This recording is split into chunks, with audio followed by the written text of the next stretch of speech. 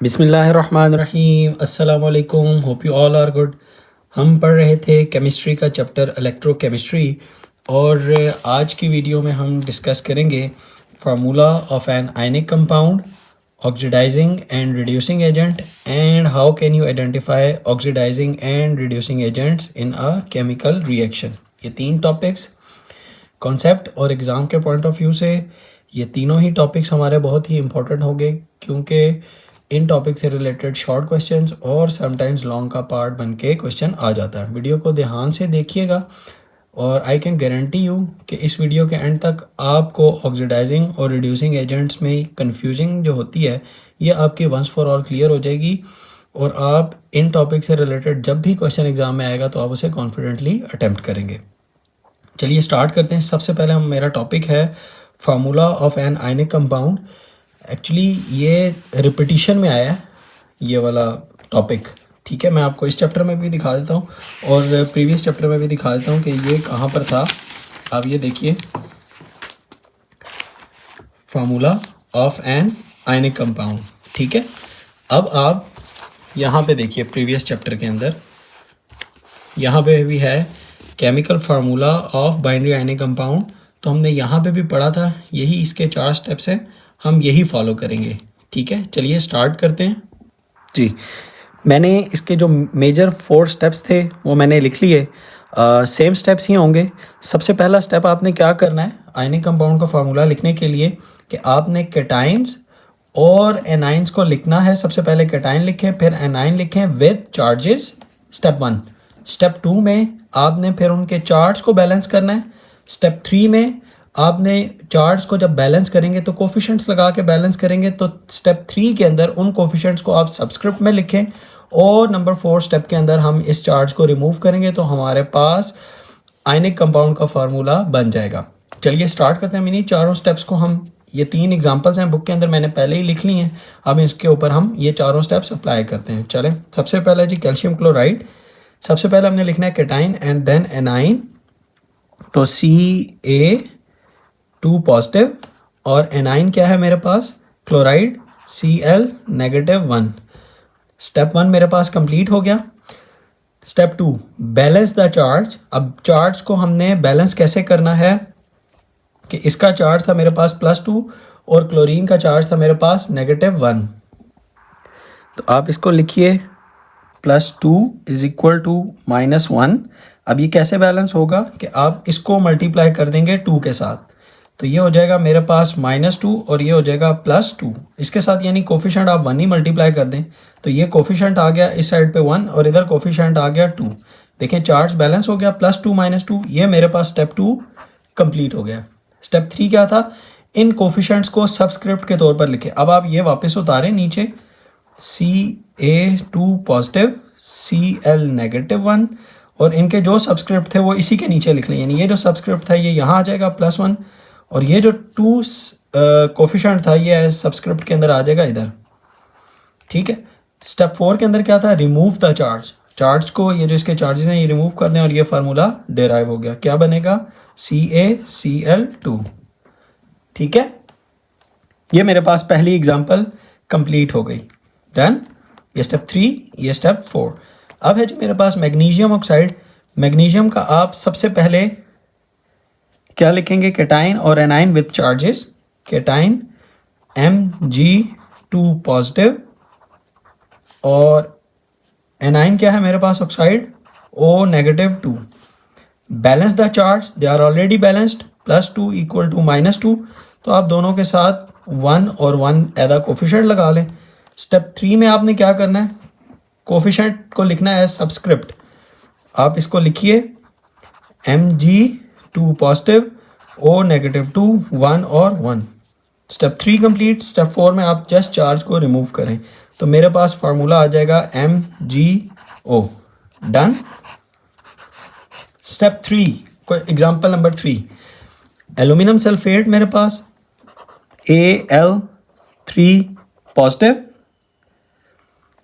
Sulphate SO4 negative को balance करना है।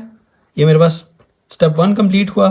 Balance the charge is step 2, +3 = है मेरे पास -2, इसको बैलेंस करने के लिए मुझे यहाँ पे 2 से मल्टीप्लाई करना है और इसको बैलेंस करने के लिए मुझे 3 से करना पड़ेगा ना। 3 2s are -6 और 6। अब ये देखें, ये +6 और ये -6, ये बैलेंस हो गया। Step 2 complete. स्टेप 3 में मैंने क्या करना था, कोफिशिएंट को सबस्क्रिप्ट में लिखना है। अब ये कोफिशिएंट है और ये कोफिशिएंट है। एल्यूमिनियम को नीचे उतारिए, Al3 positive, SO4 2 negative. Coefficients को यहाँ पे नीचे सबस्क्रिप्ट में लिखिए। ये कोफिशिएंट इधर आ जाएगा और ये कोफिशिएंट यहाँ आ जाएगा, तो ये आ जाएगा SO4 होल थ्राइस। 3 ऐसे SO4 होल के ऊपर आएगा, ये याद रखना है। अब आप क्या कीजिए, स्टेप 4 रिमूव द चार्ट। तो ये आपके पास क्या बन जाएगा, Al2 SO4 होल थ्राइस। ये मेरे पास टॉपिक कंप्लीट हो गया, formula of an ionic compound. चलिए नेक्स्ट टॉपिक स्टार्ट करते हैं। उससे पहले एक छोटा सा टॉपिक है, use of Roman numerals as oxidation number. अब हम ये टॉपिक कर लेते हैं। जी, मैंने इसको लिख लिया, यूज ऑफ रोमन नंबरल्स, ठीक है, Roman numerals as oxidation number. इसका क्या मतलब है, हम लिखते हैं ऑक्सीडेशन। नेक्स्ट मेरे पास टॉपिक है use of Roman numerals as oxidation number. ये क्या होता है, oxidation state of elements in a compound. Next है मेरे पास use of Roman numerals as oxidation number, यानी रोमन नंबरल्स हमें क्या इंडिकेट करते हैं, ये इंडिकेट कर रहे होते हैं ऑक्सीडेशन स्टेट ऑफ एलिमेंट, या यूं कहना चाहिए oxidation state of transition metals in a compound. Transition metals की ऑक्सीडेशन स्टेट को बता रहे होते हैं, क्योंकि ट्रांजिशन मेटल्स ही ऐसे मेटल्स होते हैं या एलिमेंट्स हैं जो जिनकी ऑक्सीडेशन स्टेट जो है वो चेंज होती है। फॉर एग्जांपल CuSO4 को आप कैसे लिखेंगे, आप लिखेंगे CuSO4 को कॉपर 2, ठीक है, सल्फेट। क्यों, क्योंकि इसके अंदर यानी कॉपर के अंदर जो ऑक्सीडेशन स्टेट है कॉपर की वो क्या है, +2। तो इस +2 को आप रोमन नंबरल से रिप्रेजेंट कर दिया। क्लियर। नेक्स्ट एग्जांपल है मेरे पास FeCl2, तो आप इसको लिखेंगे आयरन, कि मैं आपको दिखा भी देता हूं, आयरन 2 क्लोराइड, यानी आयरन क्लोराइड नहीं लिखेंगे, आयरन 2 क्लोराइड लिखेंगे। जबकि FeCl3 को लिखेंगे आप आयरन 3 क्लोराइड। देखें उसने इंडिकेट किया ना, रोमन नंबरल्स थे ये जो ऑक्सीडेशन स्टेट बता रहे थे। अब इसके अंदर इसकी ऑक्सीडेशन स्टेट जो है वो +3। आप चेक करें कैसे, क्लोरीन की -1 मल्टीप्लाई बाय 3 इज -3, तो इसकी कितनी हो जाएगी जी, +3 टू मेक इट 0। ठीक है, अब इसकी आयरन की यहाँ पे +3 थी, वो यहाँ पे लिख दी। यहाँ पे कितनी है, -1 × 2 यानी -2, और यहाँ पे आयरन की हो जाएगी टू मेक इट 0 +2। ठीक है, एक ही है ना, +2। तो ये देखें इसकी यहाँ पे +2 थी, तो ये हमने रोमन नंबरल से इसको 2 लिख दिया, ये इसकी ऑक्सीडेशन स्टेट है। क्लियर। ये हमारा टॉपिक था use of Roman numerals as oxidation number. तो ये वाली जो रिप्रेजेंटेशन है ये हमने टॉपिक पढ़ा है। अभी हम ये रिप्रेजेंट करते हैं पूरे नाम के साथ, यानी आयरन क्लोराइड के साथ, बीच में रोमन नंबरल के साथ उसकी ऑक्सीडेशन स्टेट भी बता देते हैं। इसको फिर समझना आसान हो जाता है कि इस कंपाउंड के अंदर आयरन की ऑक्सीडेशन स्टेट जो है वो +3 है, इस कंपाउंड के अंदर आयरन की ऑक्सीडेशन स्टेट +2 है, वो हमें यहीं से ही पता चल जाता है। ठीक है, मैं बार बार इसलिए रिपीट कर रहा हूँ क्योंकि बेसिक टॉपिक होते हैं, स्टूडेंट्स को कंफ्यूज करते हैं। ये भी हमारा टॉपिक कंप्लीट हुआ। नेक्स्ट टॉपिक है मेरे पास ऑक्सीडाइजिंग एंड रिड्यूसिंग एजेंट। मैं लिख लेता हूँ पहले जी, मैंने लिख दिया oxidising agent and reducing agent. Oxidising agent वो एजेंट होते हैं जो दूसरों को, दूसरे सब्सटेंस को ऑक्सीडाइज करेंगे। नंबर 1, कैसे ऑक्सीडाइज करेंगे, bye taking electrons from them, उनसे इलेक्ट्रॉन ले लेंगे, या आप इनको इलेक्ट्रॉन एक्सेप्टर्स भी कह सकते हैं। यानी ऑक्सीडाइजिंग एजेंट्स जो होंगे वो इलेक्ट्रॉन बेसिकली गेन करेंगे और एक और चीज़ भी आपने याद रखनी है, जो ऑक्सीडाइजिंग एजेंट होगा वो चूंकि दूसरे को ऑक्सीडाइज कर रहा है तो खुद रिड्यूस हो रहा होगा। ठीक है, चले मैंने अभी ये जो आपको सारे पॉइंट्स बताएं ये मैं वन बाय वन लिख देता हूँ, और जो बेसिक ऑक्सीडेशन रिडक्शन की डेफिनेशंस थी वो भी यहाँ पे लिखता हूँ ताकि मैं सबको रिलेट कर सकूँ। जी मैंने ये देखिए ये लिख दिया। ऑक्सीडाइजिंग एजेंट वो एजेंट होते हैं that causes another substances to oxidise, जो दूसरों को ऑक्सीडाइज करते हैं उनको ऑक्सीडाइजिंग एजेंट कहेंगे।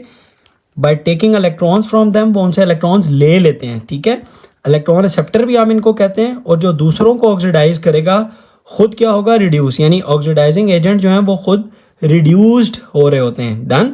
अब इसको हम रिलेट करते हैं रिडक्शन के साथ। कैसे, देखें कैसे ऑक्सीडाइजिंग एजेंट जो है खुद रिड्यूस हो रहा होता है।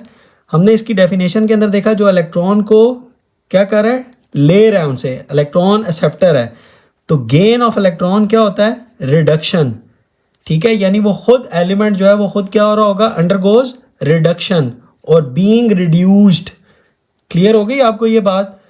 तो जो रिडक्शन है वो बेसिकली ऑक्सीडाइजिंग एजेंट भी, आप यहाँ पे इसके साथ एक और भी लिख लें, ऑक्सीडाइजिंग एजेंट। यानी अब इस चार की डेफिनेशन के अंदर एक और भी आप ऐड कर सकते हैं इस तरह। क्लियर हो गया आपको ये बात। अभी हम एग्जांपल के साथ करते हैं ना तो मज़ीद फिर क्लियर हो जाएगा। इसी तरह मेरे पास रिड्यूसिंग एजेंट है, इसी तरह 4 पॉइंट्स लिख लेते हैं। देखिए रिड्यूसिंग एजेंट क्या होगा, that causes another substance to reduced. ठीक है, जो दूसरों को रिड्यूस करेगा उसको आप रिड्यूसिंग एजेंट कहेंगे। कैसे रिड्यूस करेगा, by giving electrons to them, उनको इलेक्ट्रॉन देगा। ठीक है, और इसको आप इलेक्ट्रॉन डोनर भी कहेंगे क्योंकि इलेक्ट्रॉन दे रहा है तो ये इलेक्ट्रॉन डोनर भी है। और जो दूसरों को रिड्यूस करता है वो बेसिकली खुद क्या हो रहा होगा, ऑक्सीडाइज्ड।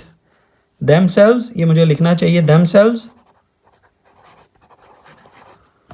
are oxidized। अब इसके साथ ऑक्सीडेशन की भी वो जो बेसिक डेफिनेशन थी वो भी पूरी कर लेते हैं। ऑक्सीडेशन क्या था, gain of oxygen, loss of hydrogen, loss of electron और increase in oxidation state, OS oxidation state, INC increase. और यहाँ पे एक पॉइंट और ऐड हो जाएगा मेरे पास, रिड्यूसिंग एजेंट। ठीक है, अब देखिए रिड्यूसिंग एजेंट क्या था, जो दूसरों को रिड्यूस कर रहा है। कैसे, by giving electrons to them, उनको इलेक्ट्रॉन देकर, तो खुद इलेक्ट्रॉन लूज कर रहा है ना, तो लॉस ऑफ इलेक्ट्रॉन क्या होता है, ऑक्सीडेशन। तो खुद देखें वो ऑक्सीडाइज्ड हो रहा है। ठीक है, और इलेक्ट्रॉन डोनर भी है, तो जो इलेक्ट्रॉन देगा यानी वो इलेक्ट्रॉन लूज करेगा, तो loss of electron is oxidation. जब दूसरे को देगा तो इसका मतलब जो अनदर सब्सटेंस है वो इलेक्ट्रॉन गेन कर रहा होगा, तो गेन ऑफ इलेक्ट्रॉन रिडक्शन, यानी वो रिड्यूस हो रहा है। रिड्यूसिंग एजेंट दूसरे सब्सटेंस को इलेक्ट्रॉन देकर रिड्यूस्ड करेगा। क्लियर हो गई आपको ये बात। अच्छा, मैंने इस पेज के ऊपर ही एग्जांपल लिखी है, वो इसलिए ताकि यहाँ से मैं रिलेट कर सकूँ। पेज टर्न करूँगा तो फिर रिलेट करना थोड़ा सा डिफ़िकल्ट होगा। Anyways 2Na + Cl2 gives us 2NaCl। अब इसमें हमने देखना है कि ऑक्सीडाइजिंग एजेंट कौन है और रिड्यूसिंग एजेंट कौन है। सिंपल, आप इसको क्या कीजिए कि इसके वो जो आयंस या आयनिक फॉर्म बनाते थे ना वो बना लें। तो ये तो एज इट इज़ आ जाएगा 2Na प्लस, या आयनिक फॉर्म भी कह सकते हैं या आप इनकी ऑक्सीडेशन स्टेट्स भी कह सकते हैं कि आप वो लिख लें। Cl2 ये भी 0 है, ये भी 0 है, गिव्स अस 2Na +1 और Cl -1। अब आप लिखिए, इधर लिख लें सोडियम और इधर लिख लें क्लोरीन। ठीक है, सोडियम ने क्या किया, 0 से +1 आप यहाँ पे लिख लें, 0 से +1 हो गया, जबकि क्लोरीन 0 से -1 हो गया। तो सोडियम का इंक्रीज इन ऑक्सीडेशन नंबर है, इंक्रीज इन ऑक्सीडेशन स्टेट या ऑक्सीडेशन नंबर, जबकि क्लोरीन का 0 से -1 होना डिक्रीज इन ऑक्सीडेशन स्टेट है। Okay, increase in oxidation state इसने कर दी 0 से +1। अब इंक्रीज इन ऑक्सीडेशन स्टेट का क्या मतलब होता है? Loss of electron. Increase in oxidation state, loss of electron. Electron lose करेगा तभी उसकी ऑक्सीडेशन स्टेट जो है वो इंक्रीज करेगी ना। देखें, इलेक्ट्रॉन लूज किया सोडियम ने, 0 से +1 हो गया, तो आप क्या लिखेंगे? Loss of electron. और लॉस ऑफ इलेक्ट्रॉन को कहाँ से रिलेट करेंगे? ये देखिए,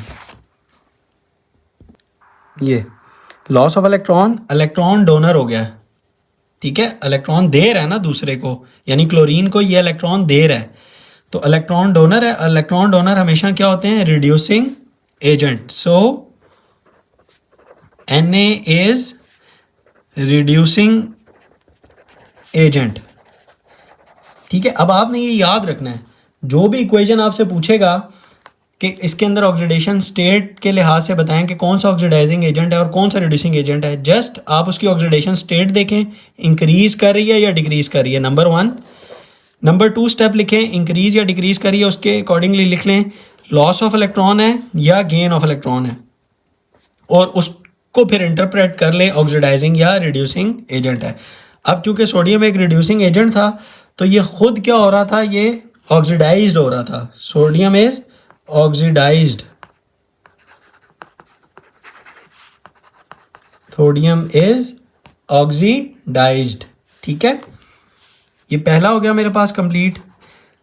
नंबर 2 देखिए, क्लोरीन का जो था, क्लोरीन का क्या हो रहा है? Decrease in oxidation state.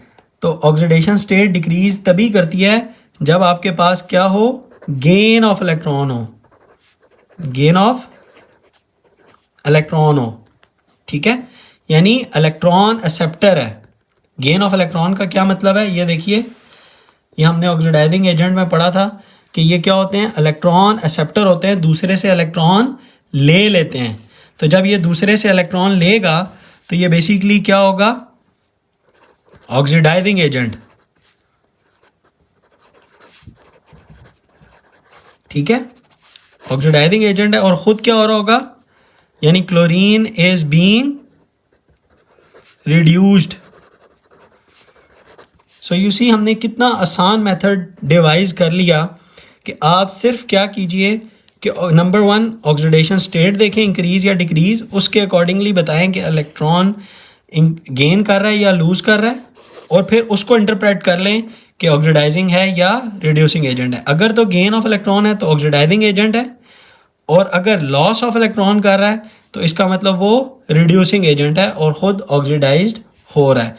एक और एग्जांपल भी है बुक की, वो भी देख लेते हैं, फिर इसको हम प्रॉपर सॉल्व कर लेंगे। ये देखिए, how can you identify oxidising and reducing agents in a chemical reaction. ये दो मेरे पास एक एग्जांपल है और एक मेरे पास एक्सरसाइज एग्जांपल 7.6 भी है, और कुछ इसके एक्सरसाइज के क्वेश्चंस भी हैं। इसके बाद यही सॉल्व करते हैं। सबसे पहले Fe2O3 + 3CO gives us 2Fe + 3CO2। मैं ये इक्वेशंस अपने पास कॉपी पे लिखता हूँ, फिर एक्सप्लेन करता हूँ। जी, ये मैंने लिख ली जो इक्वेशन गिवन थी। अब हम इसको ऑक्सीडेशन स्टेट्स दे देते हैं। ऑक्सीजन की होती है मेरे पास -2 × 3 -6 हो गया। अब आयरन के 2 हैं तो it must be +3 × 2, 3 2s are 6, -6 + 6 to make it 0। आगे है मेरे पास कार्बन मोनोऑक्साइड की -2 + 2 हो जाएगी कार्बन की, और नेक्स्ट में मेरे पास आ जाएगा Fe, ये मेरे पास होगा 0, ये भी हमने रूल्स पढ़े हुए हैं। और कार्बन डाइऑक्साइड के अंदर होगी CO2 -2 × 2 -4, so carbon would be +4। Done. अब आप क्या कीजिए, अब आपने बताना है कि इनमें ऑक्सीडाइजिंग एजेंट कौन सा है और रिड्यूसिंग एजेंट कौन सा है। वो ऑब्वियसली आप आयरन और कार्बन को ही देख के बताएंगे। तो आप लिख लीजिए यहाँ पे आयरन एक तरफ और मैं दरमियान में लाइन लगाता हूँ, फिर ये ज़्यादा अंडरस्टैंडिंग रिप्रेजेंटेशन हो जाएगी। इधर मैं लिख देता हूँ जी कार्बन। अब आयरन को अगर आप देखें तो आयरन की ऑक्सीडेशन स्टेट चेंज हो रही है +3 से 0, लिखें +3 से 0। कार्बन की चेंज हो रही है +2 से +4।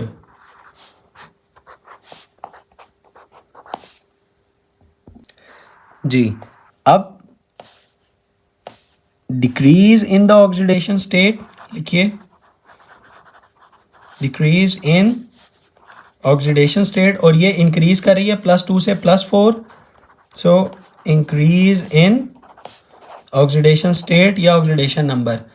डिक्रीज इन ऑक्सीडेशन स्टेट क्या हो रही थी, क्या होती है, कैसे डिक्रीज करेगी, जब ऑब्वियसली गेन ऑफ इलेक्ट्रॉन होगा, गेन ऑफ इलेक्ट्रॉन होगा।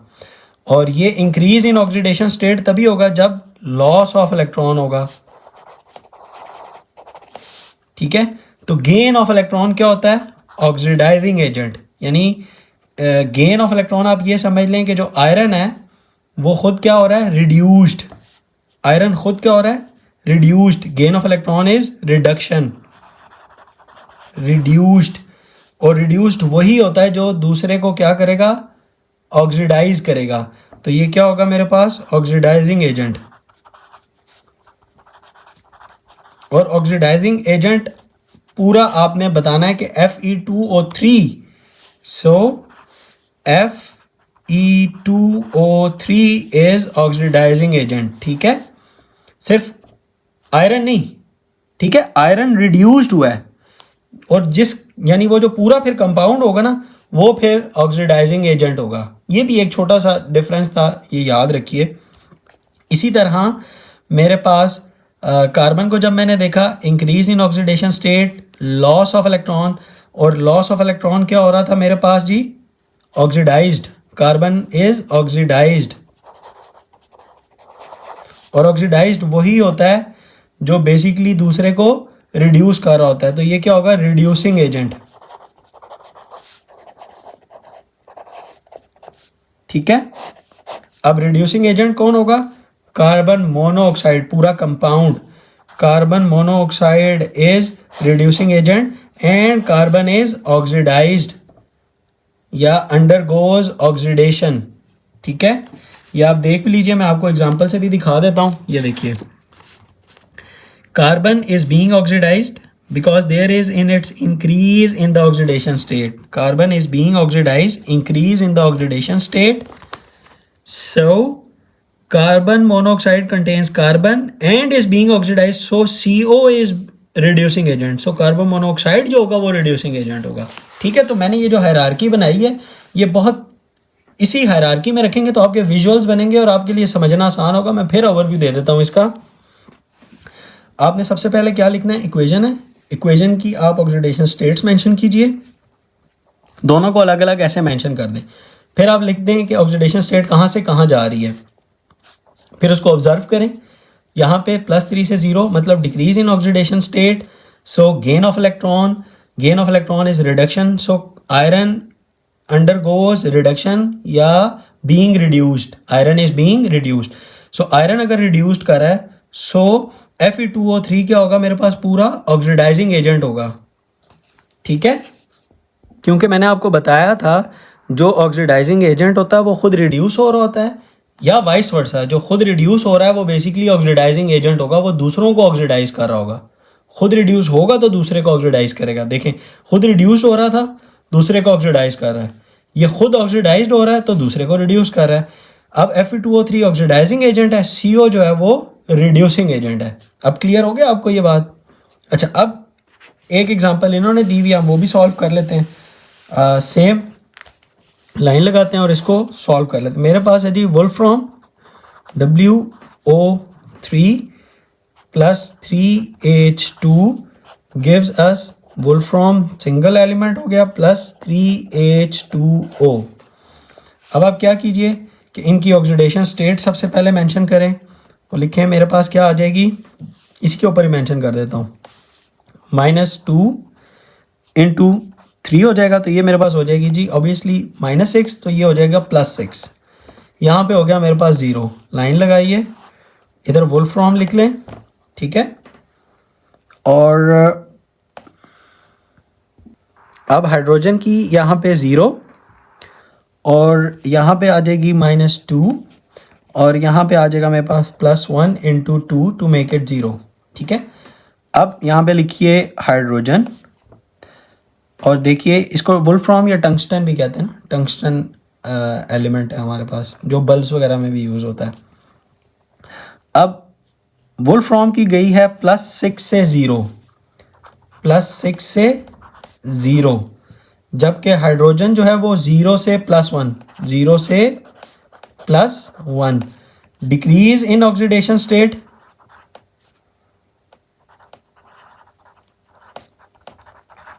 और ये 0 से +1 increase in oxidation state. Increase in oxidation state क्या होता है, मैं इसको थोड़ा सा सेट कर लेता हूँ। इंक्रीज इन ऑक्सीडेशन स्टेट क्या है मेरे पास, लॉस ऑफ इलेक्ट्रॉन। कब होता है, जब इलेक्ट्रॉन लॉस करते हैं। और इसी तरह डिक्रीज इन ऑक्सीडेशन स्टेट तभी होता है जब मेरे पास गेन ऑफ इलेक्ट्रॉन होगा, यानी हो क्या रहा है, हाइड्रोजन इलेक्ट्रॉन लूज कर रहा है, वुल्फ्रॉम इलेक्ट्रॉन गेन कर रहा है। तो gain of electron is basically reduction, so wolfram undergoes reduction और being reduced, wolfram is being reduced. So अगर वुल्फ्रॉम रिड्यूस कर रहा है, वुल्फ्रॉम खुद रिड्यूस कर रहा है, तो ये पूरा कंपाउंड क्या होगा, ऑक्सीडाइजिंग एजेंट। ये पूरा कंपाउंड क्या होगा, oxidising agent. So WO3 is oxidising agent. आप यही सारी हायरार्की रखिएगा, कभी गलत नहीं होगा आपका क्वेश्चन। इसी तरह इंक्रीज इन ऑक्सीडेशन स्टेट तभी होता है जब इलेक्ट्रॉन लूज करता है। लूज ऑफ इलेक्ट्रॉन या loss of electron is oxidation या oxidized, hydrogen is being oxidised.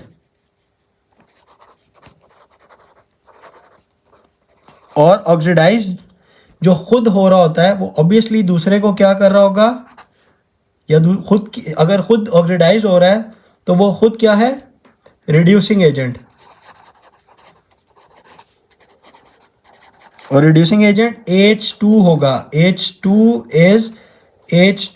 Is reducing agent, जिसमें H जो है वो ऑक्सीडाइज्ड हो रहा है। क्यों, क्योंकि इंक्रीज इन ऑक्सीडेशन स्टेट तभी होती है जब लॉस ऑफ इलेक्ट्रॉन हो। लॉस ऑफ इलेक्ट्रॉन का मतलब क्या होता है जी, ऑक्सीडेशन, या हाइड्रोजन इज बीइंग ऑक्सीडाइज्ड। तो जो ऑक्सीडाइज्ड हो रहा है वो बेसिकली दूसरे को रिड्यूस कर रहा है, वो रिड्यूसिंग एजेंट है, ठीक है, दूसरे को रिड्यूस कर रहा है। ये मैं अब आपको दिखा भी देता हूं, ये देखिए, oxidation number of W decreases, so WO3 is an oxidizing agent. Similarly, oxidation number of H increases. Therefore, H2 is oxidizing agent. H increase, H2 is oxidizing. यानी उसने सिर्फ ये बताया और ये लिख दिया, ये दो स्किप किया उसने। पूरे कॉन्सेप्ट के लिए ये ज़रा रखेंगे तो आपको याद रहेगा, ठीक है। बाद में आप जब प्रो लेवल पे चले जाएं तो खुद से करना शुरू कर दें, विच इज़ गुड। लेकिन इनिशियल लेवल के ऊपर एक एक स्टेप लिखें ताकि आपका कॉन्सेप्ट सही बने। डन। अब जो कॉन्सेप्ट असेसमेंट एक्सरसाइज 7.5 है वो देख लेते हैं। दो एग्जांपल्स हैं, 2s + Cl2 S2Cl2 2Na + Br gives us 2NaBr। ये मैं क्वेश्चन लिख लेता हूँ और फिर इसको सॉल्व कर लेते हैं। जी मैंने ये लिख ली, अभी क्वेश्चन 1 लिखा है। सबसे पहले आपने क्या करना है, इनको ऑक्सीडेशन स्टेट्स दे दीजिए।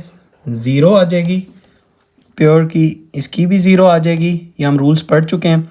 क्लोरीन की हो जाएगी -1 × 2, यानी ओवरऑल क्या हो जाएगी -2। ये S2 है तो ऑब्वियसली इसकी भी क्या होगी, +1 × 2 यानी +2 टू मेक इट 0। तो सल्फर की ऑक्सीडेशन स्टेट क्या होगी, +1। सो क्लोरीन, आप यहाँ पे क्लोरीन लिखिए, इसी तरह लाइन लगाइए, इधर सल्फर लिख लीजिए। अब आप देखिए सल्फर की और क्लोरीन की ऑक्सीडेशन स्टेट किधर से किधर जा रही है। सल्फर जो है वो 0 से +1, सॉरी सल्फर ये है, सल्फर 0 से +1 और क्लोरीन जो है वो 0 से -1, ठीक है, -1।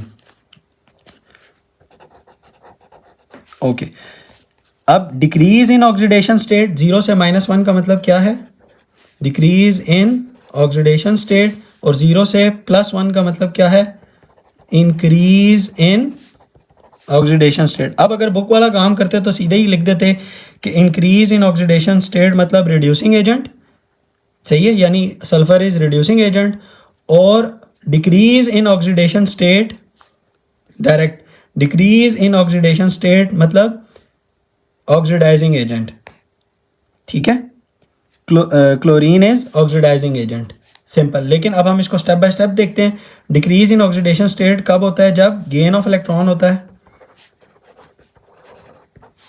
ठीक है, और गेन ऑफ इलेक्ट्रॉन क्या होता है जी? रिडक्शन, या क्लोरीन इज बीइंग रिड्यूस्ड, ठीक है, जो खुद रिड्यूस्ड हो रहा है इसका मतलब वो दूसरे को क्या कर रहा था, या दूसरे के लिए क्या था? ऑक्सीडाइजिंग एजेंट था, या दूसरे को ऑक्सीडाइज्ड कर रहा था। So chlorine is oxidising agent, so Cl2 is oxidising agent. यहां तक। फिर इसी तरह इसका भी लिखे, increase in oxidation state loss of electron पे होती है, जब इलेक्ट्रॉन लूज करते हैं तभी इंक्रीज करते हैं ऑक्सीडेशन स्टेट, और लॉस ऑफ इलेक्ट्रॉन क्या होती है जी? ऑक्सीडेशन, या सल्फर इज बीइंग ऑक्सीडाइज्ड। तो जो खुद ऑक्सीडाइज्ड हो रहा होता है वो बेसिकली रिड्यूसिंग एजेंट होता है, वो दूसरे को रिड्यूस्ड कर रहा होता है, ठीक है। सो सल्फर इज, यानी अब ये था ही सल्फर ना, तो ये ना समझिएगा मैंने अकेला एटम वाला लिखा है, इसमें था ही sulphur. So sulphur is reducing agent. ये था मेरा क्वेश्चन 1। अब क्वेश्चन 2 की भी मैं इक्वेशन लिख लेता हूं। 2Na plus Br2 gives us 2NaBr। चलिए, ऑक्सीडेशन स्टेट सबसे पहले देंगे 0, 0, +1 और -1, ठीक है। अब ऑक्सीडेशन स्टेट देखिए, लाइन लगाते हैं दरमियान में, ब्रोमीन, और यहाँ पे मेरे पास आ जाएगा सोडियम। ब्रोमीन की देखिए 0 से -1, 0 से -1 हो रही है। सोडियम की देखिए 0 से +1, ठीक है। तो 0 से -1 क्या है जी? डिक्रीज इन ऑक्सीडेशन स्टेट, और 0 से +1 increase in oxidation state. Decrease in oxidation state तभी होती है जब क्या हो? गेन ऑफ इलेक्ट्रॉन हो। और इंक्रीज इन ऑक्सीडेशन स्टेट कब होती है? जब लॉस ऑफ इलेक्ट्रॉन हो, इलेक्ट्रॉन लॉस करे जब। डन। और गेन ऑफ इलेक्ट्रॉन क्या होती है जी? रिडक्शन, या आप ये कह सकते हैं bromine is being reduced. Bromine is being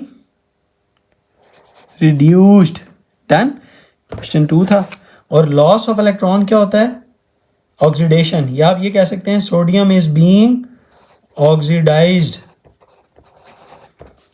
और ऑक्सीडाइज वही होता है जो कि बेसिकली रिड्यूसिंग एजेंट होता है और दूसरे को रिड्यूस कर रहा होता है। रिड्यूस्ड तभी होता है जब वो दूसरे को ऑक्सीडाइजिंग कर रहा हो, ऑक्सीडाइज्ड कर रहा हो, तो ऑक्सीडाइजिंग एजेंट हुआ ना। सो Br2, ये याद रखना है, Br2 इज ऑक्सीडाइजिंग एजेंट। जबकि सोडियम जो था वो इज बीइंग ऑक्सीडाइज्ड, और ऑक्सीडाइज्ड वही होता है जो बेसिकली रिड्यूसिंग एजेंट होता है, जो दूसरे को रिड्यूस्ड कर रहा होता है। क्लियर हो गया?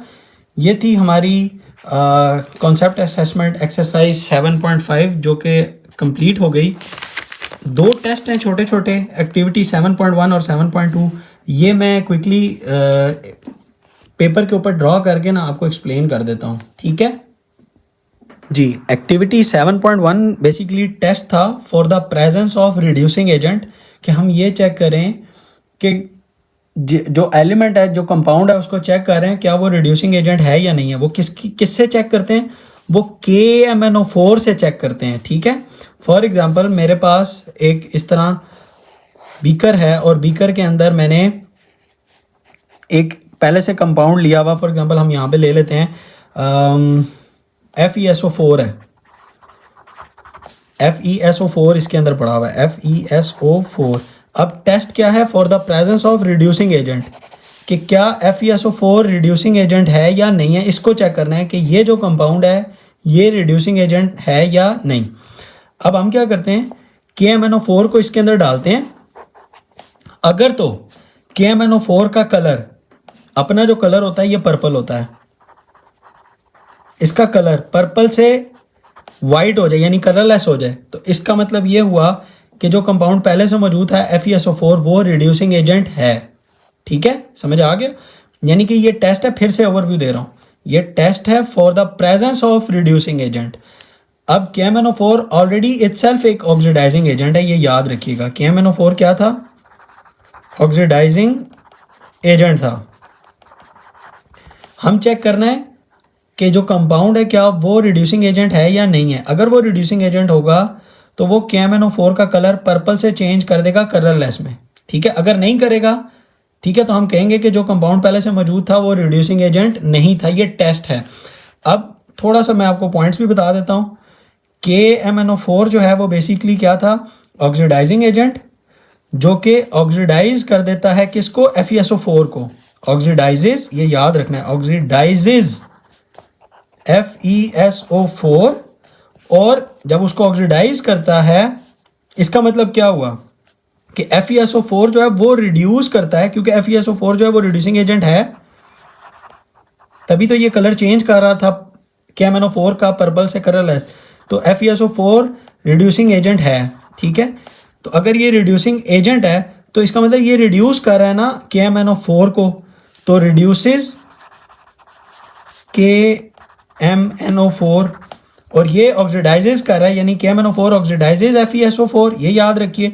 और ये ऑक्सीडाइज कैसे होता है, इसकी वैलेंसी चेंज हो जाती है KMnO4 की +7 से +2 में, यानी यहाँ पे इसकी वैलेंसी जो थी वो क्या थी, MnO4 -2 के अंदर ये जो आयन था, इसका ये आयन है ना, इसका कलर होता है पर्पल, ठीक है। जबकि जो +2 ये जो आयन होता है ये होता है Mn2 पॉजिटिव आयन, और ये कलरलेस होता है। डन। तो इस तरह से ये जो FeSO4 रिड्यूसिंग एजेंट है वो रिड्यूस कर देता है KMnO4 को MnO4 नेगेटिव से Mn2 पॉजिटिव, और उसकी ऑक्सीडेशन स्टेट डिक्रीज कर जाती है +7 से +2 पे, ये याद रखिएगा। ये थी हमारे पास एक्टिविटी या test to check the presence of reducing agent with the help of KMnO4। Again one liner, अगर KMnO4 का कलर चेंज हो जाए पर्पल कलर से कलरलेस, तो इसका मतलब जो कंपाउंड मौजूद था वो रिड्यूसिंग एजेंट था। इसी तरह टेस्ट है सेकंड, एक्टिविटी 7.2, जिसमें आपने चेक करना है प्रेजेंस ऑफ ऑक्सीडाइजिंग एजेंट। कि फॉर एग्जांपल मेरे पास पहले से बीकर के अंदर कोई कंपाउंड मौजूद है, हमने ये चेक करना है कि क्या ये ऑक्सीडाइजिंग एजेंट है या नहीं है। तो हम क्या करते हैं, Ki को यूज़ करते हैं, पोटाशियम आयोडाइड को हम यूज़ करते हैं, इसके अंदर डालते हैं। तो अगर पोटाशियम आयोडाइड का colour, potassium iodide itself colourless होता है, अगर पोटाशियम आयोडाइड का कलर चेंज हो जाए कलरलेस से रेडिश ब्राउन हो जाए, ठीक है, रेडिश ब्राउन हो जाए, तो इसका मतलब जो कंपाउंड मौजूद था वो ऑक्सीडाइजिंग एजेंट था, ठीक है। अब हम लिख लेते हैं, फॉर एग्जांपल हम चेक कर रहे हैं H2O2 हाइड्रोजन पर ऑक्साइड को, कि क्या हाइड्रोजन पर ऑक्साइड ऑक्सीडाइजिंग एजेंट है या नहीं है। मैं आपको वैसे बता देता हूँ कि ये ऑक्सीडाइजिंग एजेंट है, H2O2 ऑक्सीडाइजिंग एजेंट है, और ये ऑक्सीडाइज कर देता है Ki को, ठीक है। और के आई इटसेल्फ याद रखिएगा ये रिड्यूसिंग एजेंट है, ठीक है। और H2O2 ऑक्सीडाइजिंग एजेंट है, ऑक्सीडाइजिंग एजेंट है, तो इसका मतलब क्या हुआ कि ये ऑक्सीडाइज करता है, ऑक्सीडाइजेज के आई, जबकि ये रिड्यूसिंग एजेंट है तो ये रिड्यूस करता है, रिड्यूसेस H2O2, ठीक है। और ये के आई से किस में चेंज हो जाता है, I2 में। के आई का कलर क्या होता है, कलरलेस,